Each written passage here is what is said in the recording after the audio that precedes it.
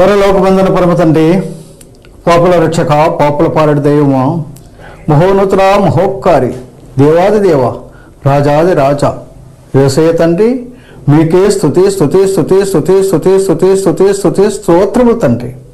నేను పాపులను రక్షించటకు తండ్రి, ఆ మోయలేని సులువును మీరు మోసి, ఆ సులువు మనపై రక్తము జాలలుగా కార్చి నేను పాపులను రక్షించారు కదా ప్రభా. మీకే స్తుతి స్తుతి స్తుతి స్తోత్రములు తండ్రి. వేలాది వందనాలు ప్రభా.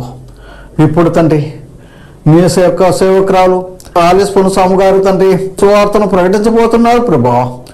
నేను ఆమెకు లోతైన మర్మాలు తెలియజేసి కంఠస్వరాన్నిచ్చి చక్కగా నేను సువార్తను ప్రకటించినట్లు ఆమెను ఆశీర్వదించండి ప్రభా.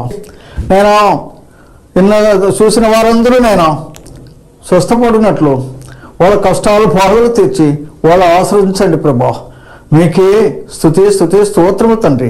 ఇప్పటివరకు మీరు పాపులందరినీ రక్షించిన కొరకు వేలాది వందనాలు ప్రభా. మీకే స్తుతి స్తుతి స్తుతి స్తోత్రాలు చెల్లించుకుని రానయ్యన్న యేసయ్య నామములో ప్రార్థిస్తున్నాము తండ్రి, ఆమేన్. ఫాస్టింగ్ ప్రేయర్ ఫెలోషిప్ తరపున దేవునికి స్తోత్రం. మీకందరికీ వందనాలు. వాక్యానికి ముందు సహోదరి గురించి 2 మాటలు. సహోదరి దేవుని నమ్మక ముందు విగ్రహారాధన చేస్తూ దేవునికి దూరంగా ఉన్నప్పుడు దేవుడు ఆమెను ఏర్పరచుకొని మహిమగల సువార్త ప్రకటించమని దేవుడు చెప్పగా ఆమె ఆ విధముగా సువార్త ప్రకటిస్తూ వచ్చును. పరిశుద్ధాత్మ చేత నింపబడిన ఆ సహోదరి ఎన్నో కృపా వరాలతో స్వస్థత వరము, వాక్య పరిచర్య వరము, దేవుని పట్టిన వారికి ప్రార్థన చేసినప్పుడు వారికి విడుదల, క్యాన్సర్ గడ్డలు, గర్భసంచి వ్యాధులతో బాధపడుతున్న వారికి ప్రార్థన చేసినప్పుడు వారికి స్వస్థత కలిగను. అలాగే పల్లెల్లోనూ తిరిగి సువార్త ప్రకటించారు, వీధి వీధుల్లో పత్రికలు పంచారు, వీధి సేవ చేశారు, జైలు పిల్లలకు వెళ్ళి సువార్త ప్రకటించారు. ఈ విధంగా డ్రామాల ద్వారా, సండే స్కూల్ పిల్లల ద్వారా దేవుని సువార్తను ప్రకటిస్తూ ఉన్నారు. దేవుని కొరకు చక్కగా వాడబడుతున్నారు. మాంత్రికులు, చేతబళ్ళు చేసిన వాళ్ళు ఈ విధంగా వారి కొరకు ప్రార్థన చేసినప్పుడు వారికి కూడా విడుదల కలిగింది. దేవుని శక్తి ద్వారా ఆమె సువార్త ప్రకటిస్తున్నారు. ఈ విధంగా ఎన్నో అద్భుతాలు, స్వస్థతలు దేవుడు ఆమె చేత చేయిస్తూ సువార్త సేవ చేయించుకుంటున్నారు. అన్యుల మధ్య పరిచర్య చేసినప్పుడు అన్యులందరూ దేవుని దగ్గరకు వచ్చి ప్రభుని నమ్ముకుంటున్నారు. తెలుగు తెలియని ఒక సహోదరి దేవుని స్వరము విన్నప్పటి నుంచి తెలుగు భాష నేర్చుకుని తెలుగుతో మాట్లాడుతూ మినిస్ట్రీ చేస్తూ దేవుని కొరకు ఎంతో నమ్మకంగా సేవ చేస్తున్నారు. ఇప్పుడు దేవుని వాక్యం అందిస్తారు, విని దేవుని మహిమ. దేవునికి స్తోత్రములు. మీ అందరికీ నా వందనములు. న్యూ ఇయర్ అండ్ క్రిస్మస్ బాగా చేసుకున్నారా? దేవునికి సంతోషకరంగా, దేవునికి మహిమకరంగా చేసుకున్నారా? మీకు సంతోషకరంగా చేసుకున్నారా? అన్య జనాలకి క్రీస్తు ప్రేమను ప్రచురింప చేసినట్టు చేసుకున్నారా? దేవునికి స్తోత్రములు. అలా చేసుకున్న వారందరిని బట్టి నేను దేవుణ్ణి స్తోత్రిస్తున్నాను. యేసుక్రీస్తు పుట్టుక మన అందరికీ పండుగే, కానీ అందరికీ రక్షణ కొరకు మనము చేసుకోవాలని నేను ఆశిస్తున్నాను. అంతే, అన్య జనాలకు రక్షణ కావాలి అంటే ఏదో పండుగంటే పరిగెత్తి వస్తారు కదా. అలాగా మన పండుగ దినములలోనే క్రీస్తుని, ఆ ప్రేమను ప్రకటించాలి. ఆయన రక్షణ జీవాన్ని మనం ప్రకటించేవారుగా ఉండాలి.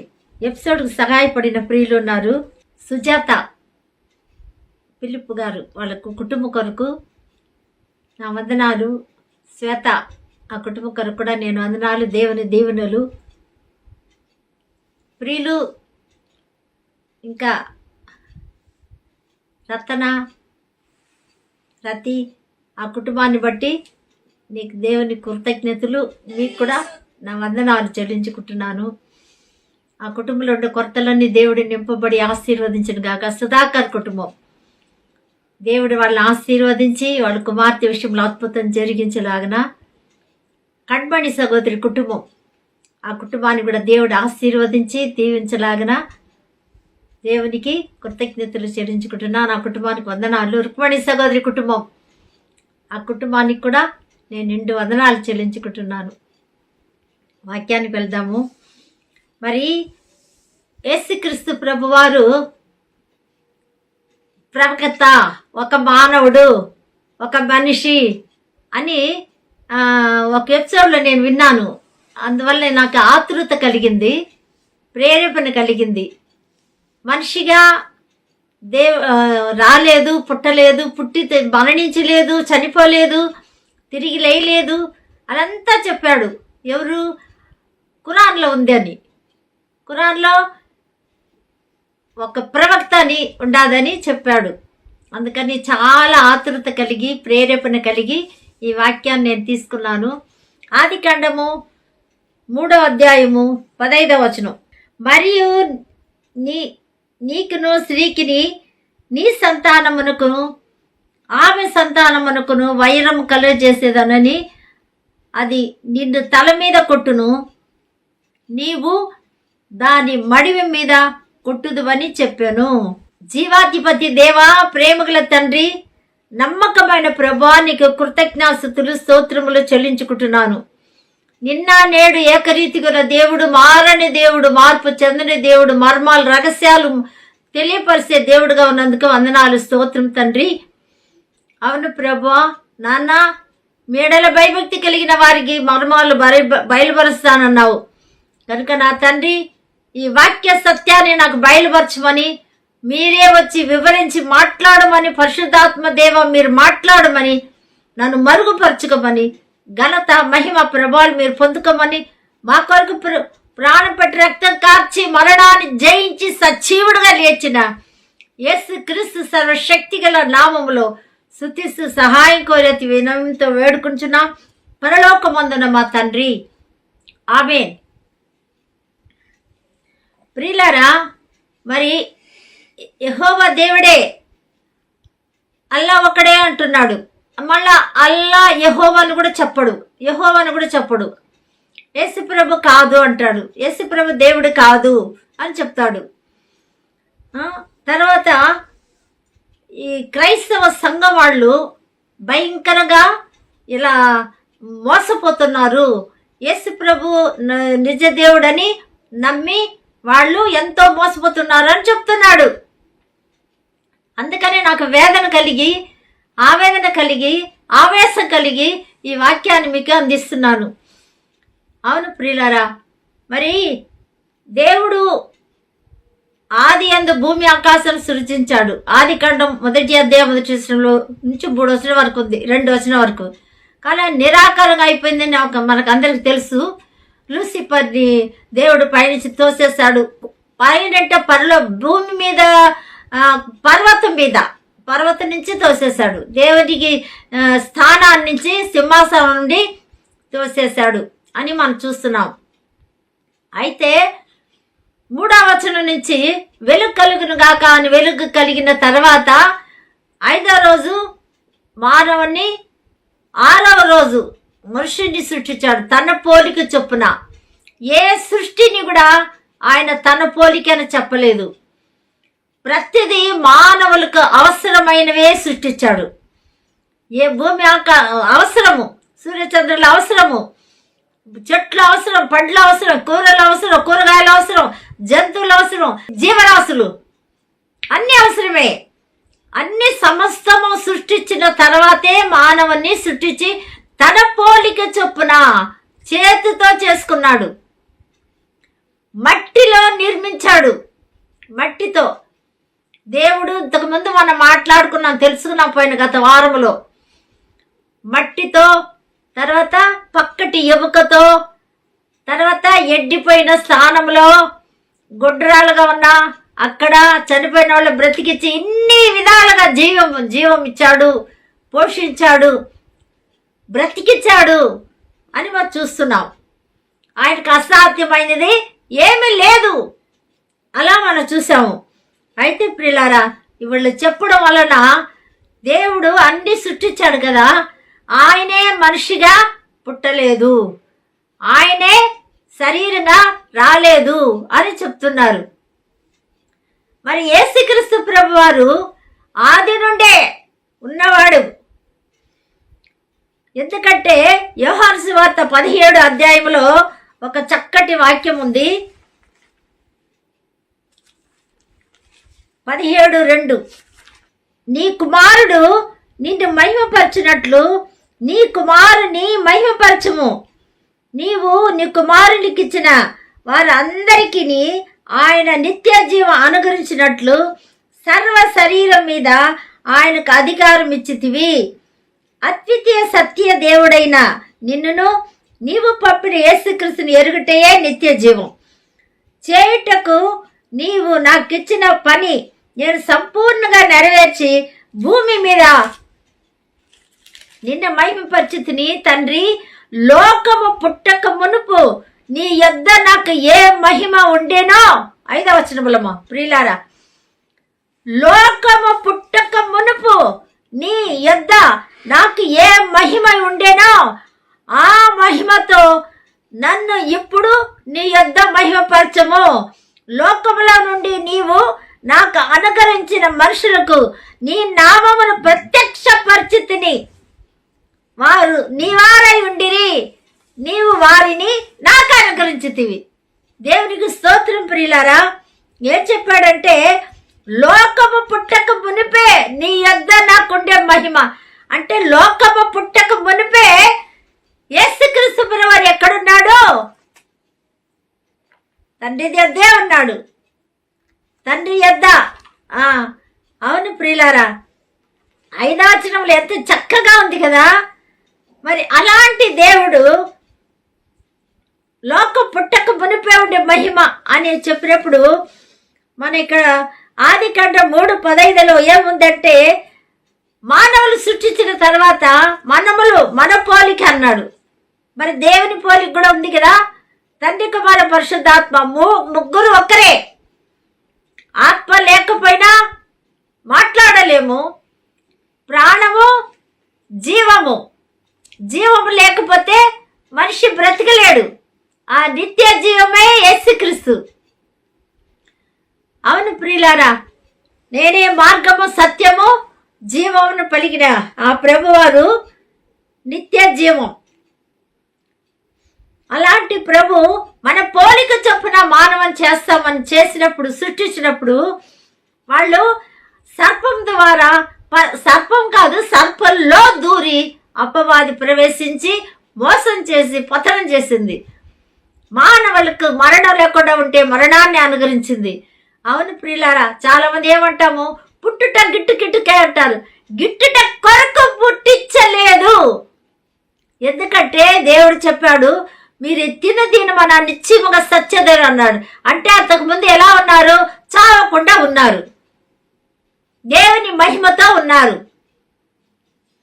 కనుక ఇక్కడ మనం చూసినప్పుడు 3వ అధ్యాయంలో అదే వాళ్ళు మోసం చేశారు. మోసం చేసింది, నువ్వు నిత్యంగా దేవతలా ఉంటావు అంటే దేవతలమే, దేవుడే. కానీ అది మోసం చేసింది అపవాది. చేసి వెంటనే ఏం చేసిందంటే ఆ పండుని తినిపించింది. భర్త కూడా ఇచ్చింది, ఆదాము కూడా ఇచ్చింది. అవ్వ తినగానే ఆదాము తినగానే ఇద్దరు దిగంబర్లు అయిపోయారు, దరిద్రులు అయిపోయినారు, దిగంబర్లు, మహిమ కోల్పోయారు. దేవుని చూసి కన్నులు పోయినాయి, గుడ్డి వాళ్ళు అయిపోయినారు. కనుక ఎంత ఘోరం ప్రియులారా. అది కన్నులు కనపడును అనింది. దేవుడు చూసే కన్నులు నీకు కనపడుతుంది అంటారు. దేవుని చూసే కన్నులా ఇదే దేవుడే చేశాడు. ఆయన్ని చూసే కన్నులు దేవుడిచ్చాడు. దాన్ని కొన్ని పోగొట్టుకొని గుడ్డి వాళ్ళగా మారిపోయినారు అని చూస్తున్నాం. అందుకే స్త్రీకిని నీ సంతానానికి ఎదికి సర్పమునకు శాప పెట్టాడు. సర్పములో ఉన్న అపవాదికి శాపం పెట్టాడు. ఆమె సంతానమునకును వైరము కలుగజేసేదను, అది నేను తల మీద కొట్టును, నీవు దాన్ని మడిమి మీద కొట్టుదు అని చెప్పాను. ఆ స్త్రీ చూసి నీ ప్రయాసమును గర్భవేదన నిన్ను మిక్కిలి హెచ్చించేదను, వేదనతో పిల్లల్ని కందువు, నీ భర్తేడల నీకు వార్చ కలుగును. స్త్రీకి శాపం దేవుడు పెట్టాడు. కానీ ఇక్కడ చూడండి, విమోచన స్త్రీ సంతానమే కదా. స్త్రీ సంతానం. ఇప్పుడు మామూలుగా స్త్రీలకు పుట్టే పిల్లలు అపవాదాన్ని జయించగలరా? సాతాన్ని జయించగలరా?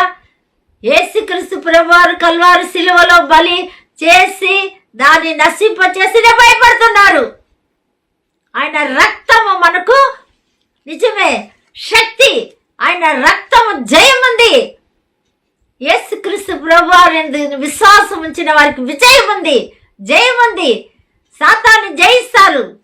శత్రువులు బలం అంతటికి పైన అధికారానికి ఇస్తానన్నాడు లూకా 10:10 అవును ప్రియులారా, ఆయన నమ్మిన వారికి శత్రు బలం అంతటికి పైన అధికారం.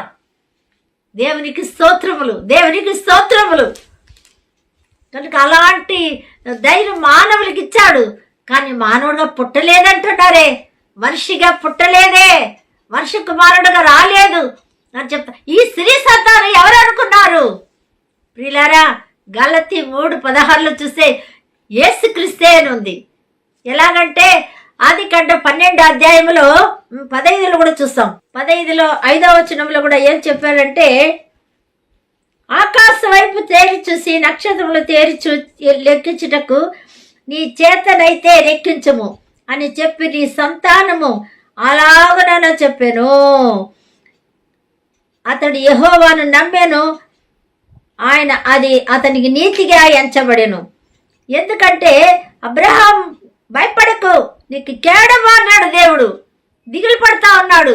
ఏంది 12వ అధ్యాయములో ప్రవచించాడు కదా, ఆశీర్వదిస్తాను, నీ సంతానాన్ని ఆశీర్వదిస్తాను, నిన్ను ఆశీర్వదిస్తాను, నీ గొప్ప చేస్తాను, నేను దూషించే వాళ్ళు నేను శపిస్తాను, భూమి యొక్క వంశములన్నీ సమస్త వంశములు నీ అందే ఆశీర్వదింపబడును. అబ్బా అబ్బా అబ్బా, చూసారా ప్రియులారా?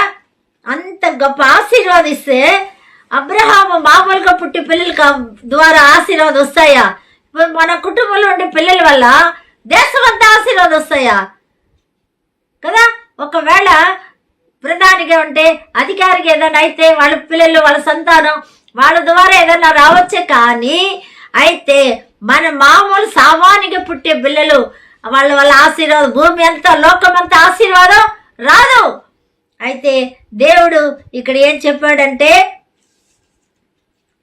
అబ్రహాముకి ఆకాశ నక్షత్రాలు నమ్మలేకపోతే రా, బయటికి రా, బయటికి వచ్చి చూడు అంటే సందేహం నుంచి బయటికి రమ్మన్నాడు. నువ్వు సందేహపడుతున్నావు, నువ్వు బయటకు వచ్చి నీ సందేహాన్ని విడిచిపెట్టి ఆకాశ నక్షత్రాలు ఎంచుము, నీ వల్ల అయితే అదే అన్నాడు. నీ చేతనైతే లెక్కించము, నీ చేతనైతే. అవును ప్రియులారా, అలా చెప్పాడు. అంత జనము, లోకమంతటికి అంత జనం మామూలుగా పుట్టి పిల్లలకు అవుతుందా? అవదు కదా. అలాగే ఇక్కడ మనం చూస్తా ఉన్నాము, దేవుడు ఎంత చక్కగా అదే అధ్యాయంలో 17 కూడా, పొద్దున చీకటి వచ్చినప్పుడు రాసుచున్న పొయ్యి మీద అగ్ని జ్వాలలను కనపడి ఈ ఖండముల మధ్య నడిచిపోయాను. ఆ దినమంది యెహోవా ఐగుప్తు నది మొదలుకొని గొప్ప నది అయిన బెరాతను అనే నది పర్యంతమును, ఈ దేశము అనగా కేనీయులను, కనిజీవులను, కర్మోనీయులను, ఇతీయులను, పెరిజీయులను, రెపాయిములను, అమోరీయులను, కనానీయులను, గిల్గాయులను, యెబూసీయులను నీ సంతానమును ఇచ్చేదనని అబ్రహాముతో నిబంధన చేశాను. అంటే దేవుడు ఏం చెప్పాడంటే 14-15 కూడా ఆయన దేశం మొత్తం మీకు నిబంధనగా ఇస్తాను అని వాగ్దానం చేశాడు. చేసిన తర్వాత ఏం చెప్పాడంటే, మన వాక్య భాగంలో చూస్తాం ప్రియులారా, 22 కూడా 22:17లో మరి కుమారుని ప్రేమించి ఈసాకినిచ్చిన తర్వాత దేవుడు ఏం చెప్పాడంటే, నువ్వు ప్రేమించుచున్న కుమారు నాకు బలి అంటే ఏం మాట్లాడకుండా తెల్లారి లేచి గంత కట్టి వెళ్ళాడు. నేను ఆమెను ఆశీర్వదించి ఆమె వలన నీకు కుమారుని కలుగజేసేదను.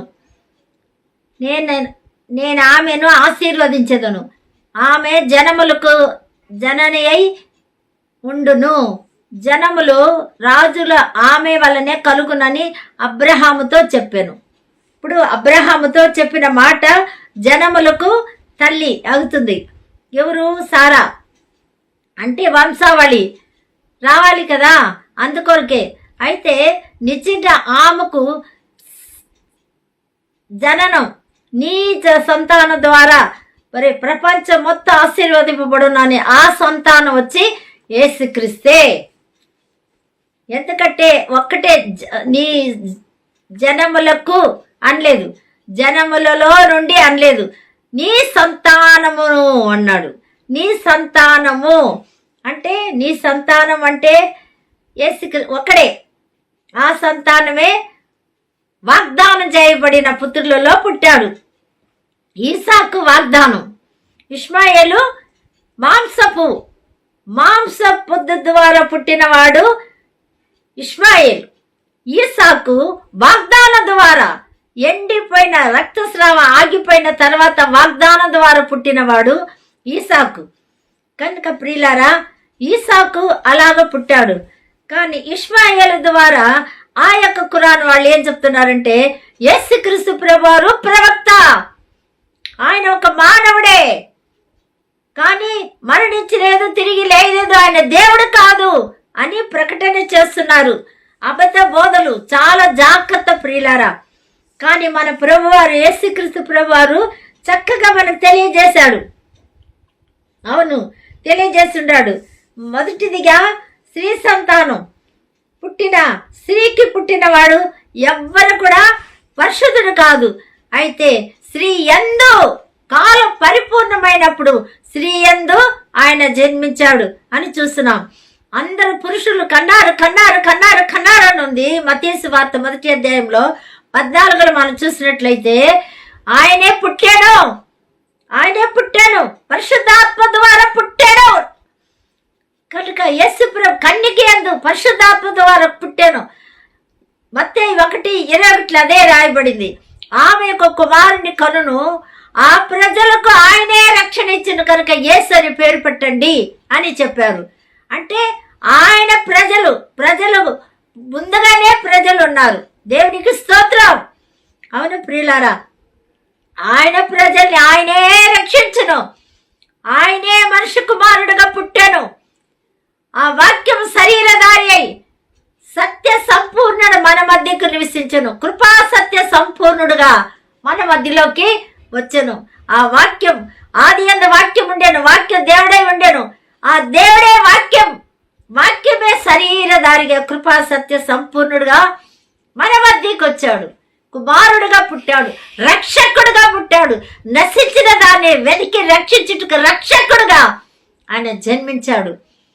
కనుక ఆయన మనిషి కుమారుడుగా, అదే మత్తయి సువార్త 16వ అధ్యాయం 20లో ఉంది. శిష్యులకు చెప్తాడు, ఈ క్రీస్తు నేనే అని ఎవరికి తెలియపరచకండి. మర్మం చేశాడు. తన ప్రేమించే వాళ్ళకి కొరకు దాచి ఉంచాడు ప్రియులారి ఈ రక్షణ ఆనందాన్ని. అందరికంటే కనపడలేదు, మరుగుపరిచాడు. మరుగుగా ఉంది యేసుక్రీస్తు మరుగు. మర్మం, రహస్యం ఇది. అందరూ లోకానికి రక్షణ తెలియదు, కానీ తెలిసిన వాళ్ళు రక్షింపబడుతున్నారు. తెలిసిన వాళ్ళు దేవుని అంగీకరిస్తున్నారు. మరణముకైనా, శ్రమలకైనా, వేదనకైనా భరిస్తున్నారు. యేసయ్య భరించాడు కనుక మన పాపాన్ని, శాపాన్ని భరించాడు. అవును ప్రియులారా, యేసుక్రీస్తు భరించే దేవుడు. మన పాపాన్ని భరించాడు, శాపాన్ని భరించాడు, ఆయన శిక్ష భరించాడు. అందుకే చూస్తున్నాం ఎంత చక్కగా ఇక్కడ రాయబడిందంటే, ఆదికాండ 26:4లో కూడా దేవుడు చెప్తుండా, ఈసాకు కూడా మరి ఆశీర్వదించాడు. 4లో, నీకు తోడై ఉండి నేను ఆశీర్వదించి, ఏలైనగా నీకును నీ సంతానము నీ దేశములన్నీ ఇచ్చి నీ తండ్రి అబ్రహాముతో నేను చేసిన ప్రమాణము నెరవేర్చి ఆకాశ నక్షత్రం వలె నీ సంతానము విస్తరింపచేసి ఈ దేశములన్నీ నీ సంతానమునకు ఇచ్చేదను. సమస్త జనులు ఆశీర్వదింపబడు. సమస్త జనులు స్తోత్రం. అవును ప్రియులారా, సమస్త జనులు ఆశీర్వదింపబడతారంటే అది యేసుక్రీస్తు ద్వారే. ఈ కుమారులు, వీళ్ళకిచ్చిన తరతరాల కుమారులు యేసుక్రీస్తు ప్రభువారే. ఆయనే తోడై ఉన్నాడు. ఆయన లోకము పుట్టక మునిపే మహిమలో ఉన్నాడు. ఆ మహిమ మనకివ్వడానికే పుట్టాడు. కనుక ప్రియులారా, మహిమను కోల్పోయిన మనము, మరణాన్ని కోల్పోయిన మనము, మరణాన్ని జయించలేకున్నా మనము దేవుడు ఆ మరణాన్ని జయించి సజీవుడుగా లేచి తిరిగి వచ్చుటకు మత్తయి సువార్త 16:21 17వ అధ్యాయం 9వ వచనంలో రాయబడింది. మనుష్య కుమారుడు అధికారులతో ప్రధానులతో హింసింపబడి మరణించి తిరిగి లేచాడని యెషయా ప్రవక్త ప్రవచించాడు. 53:4-5 మన పాపాన్ని భరించాడు, మన కొరికే ఆయన యొక్క దుఃఖాన్ని వహించాడు, వ్యసనాన్ని వహించాడు, శ్రమలు వహించాడు. కావున ప్రియులారా, మనందరి పాపాన్ని భరించి శాపాన్ని భరించి కల్వారి సిలువలో వేలాడి మేకులు కొట్టబడి చీలలు కొట్టబడి తలలో ముళ్ళకిరీడం వేసుకొని మన పాప చెడు తలపులు కూడా భరించి మనకు శాప విమోచన కలుగచేసి విడుదల చేసి సజీవుడిగా లేచిన సజీవుడైన యేసుక్రీస్తు ప్రభువారు కుమారుడే మానవుడిగా పుట్టి మన మానవుని పాపాన్ని కడిగి పరిశుద్ధపరిచి రక్షించి విమోచించి మోక్ష భాగ్యం ఇచ్చిన జీవాధిపతి దేవుడికి కృతజ్ఞతాస్తుతులు చెల్లించుకుంటూ యేసుక్రీస్తు వాక్యమును మనందరినీ ఆశీర్వదించును గాక.